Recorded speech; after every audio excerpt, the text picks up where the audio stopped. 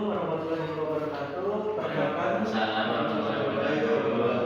perkenalkan nama saya Dalam Bulan. Saya di sini akan membacakan materi tentang legalitas dan regulasi UMKM Undang-Undang Nomor 20 Tahun 2008, manfaat dan hambatan di lapangan. Di sini ada latar belakang, di mana latar belakang itu UMKM memiliki peran yang sangat penting dalam perekonomian Indonesia karena mampu menyerap tenaga kerja dalam jumlah besar dan memberikan kontribusi signifikan terhadap produk domestik bruto.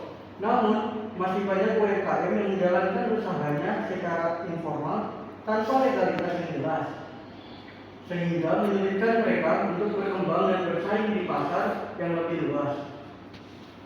Selanjutnya ada tujuan pengaturan dalam Undang-Undang Nomor 20 Tahun 2008. Undang-Undang Nomor 20 Tahun 2008 bertujuan menciptakan iklim usaha yang kondusif bagi UMKM melalui kepastian hukum dan kesetaraan berusaha. Regulasi ini juga mengarahkan pemerintah pusat dan daerah untuk memberikan pembinaan, pendampingan, dan fasilitas bagi UMKM.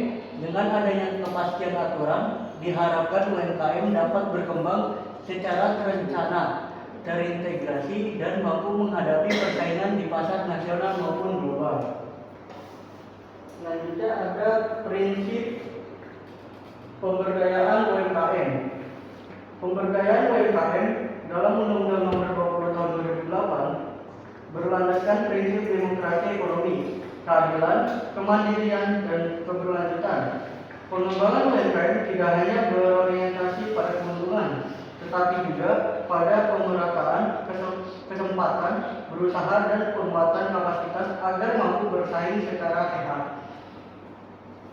Selanjutnya ada bentuk dukungan pemerintah bagi UMKM. Pemerintah memberikan berbagai bentuk dukungan kepada UMKM seperti pelatihan manajemen, pendampingan usaha, promosi produk, serta kemudahan akses pembiayaan.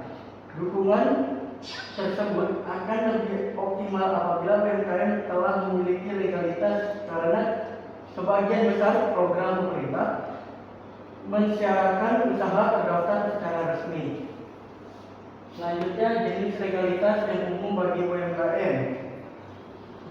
Dokumen legal dasar biasanya dibutuhkan UMKM antara lain nomor induk berusaha atau IND, nomor pokok wajib pajak NPWP, dan izin usaha sesuai sektor masing-masing.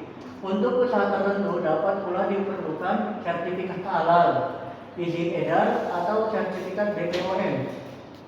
Kelengkapan dokumen ini membantu pengelompokan skala usaha, memudahkan pengawasan, dan menjadi dasar perlindungan hukum ketika UMKM melakukan kontrak bisnis. Selanjutnya, hambatan non-teknis legalitas UMKM.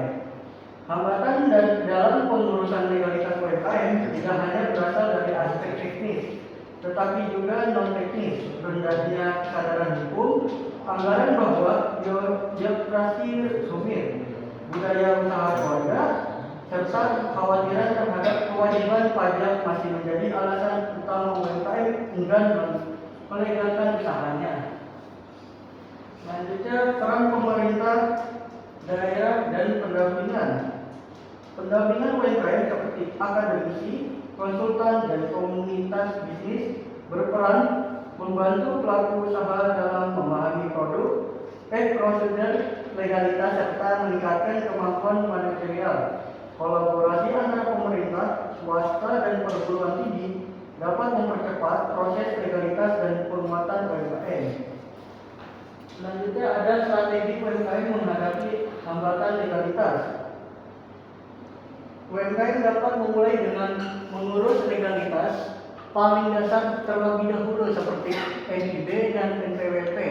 Sebelum melengkapi dokumen lain yang lebih spesifik, pelaku usaha juga dapat memanfaatkan layanan konsultasi gratis di dinas terkait atau klinik bisnis yang diselenggarakan kampus dan komunitas.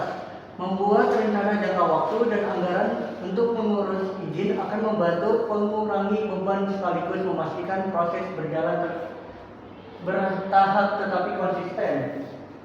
Selanjutnya legalitas, etika bisnis dan keberlanjutan.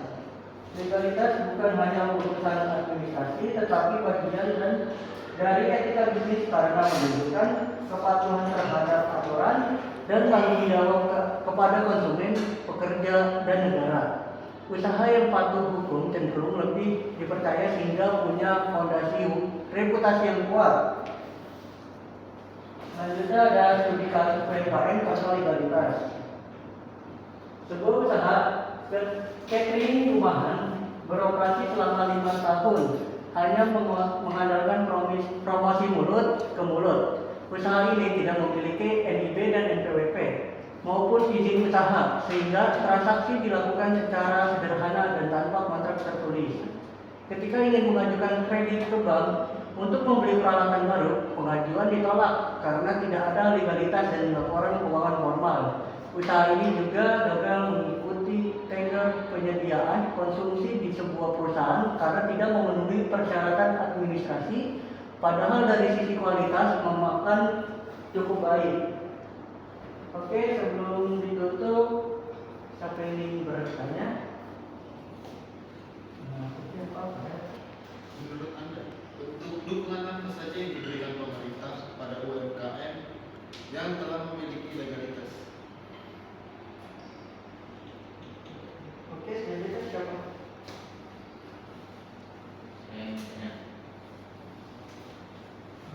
Apa latar belakang pentingnya legalitas bagi UMKM di Indonesia?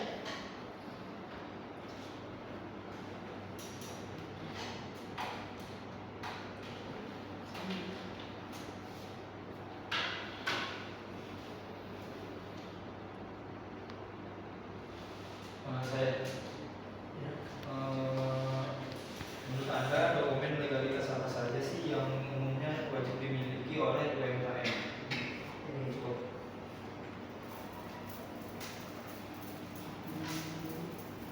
Oke, langsung ingin menjawab pertanyaan dari Farel.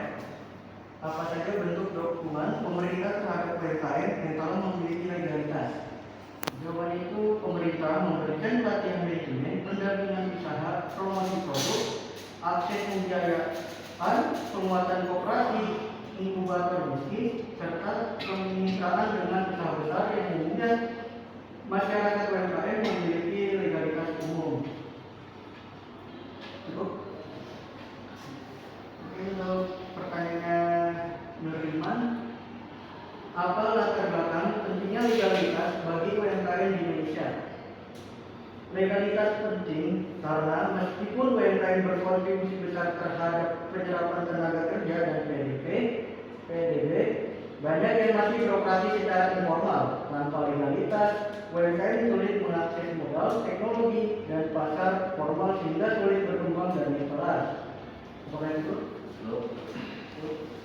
Selanjutnya, pertanyaan dari Cahya. Dokumen legalitas apa saja yang umumnya wajib dimiliki UMKM?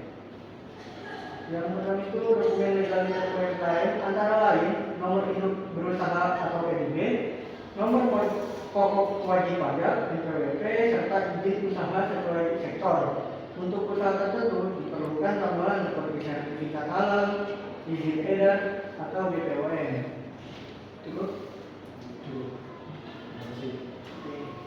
Oke, selanjutnya di sini langsung ada kesimpulan dari materi tadi. Legalitas dan regulasi UMKM, terutama melalui Undang-Undang Nomor 20 Tahun 2008, dirancang untuk memberikan kepastian hukum dan dukungan nyata agar UMKM bisa berkembang. Bukan sekadar membebani pelaku usaha, legalitas membuka akses terhadap pembiayaan pasar formal dan berbagai program pemerintah yang tidak dapat dinikmati usaha informal. Namun, hambatan seperti kurangnya informasi, persepsi birokrasi rumit, dan kekhawatiran biaya masih membuat banyak UMKM enggan melegalkan usahanya. Oke, sekian dari materi saya. Assalamualaikum warahmatullahi wabarakatuh.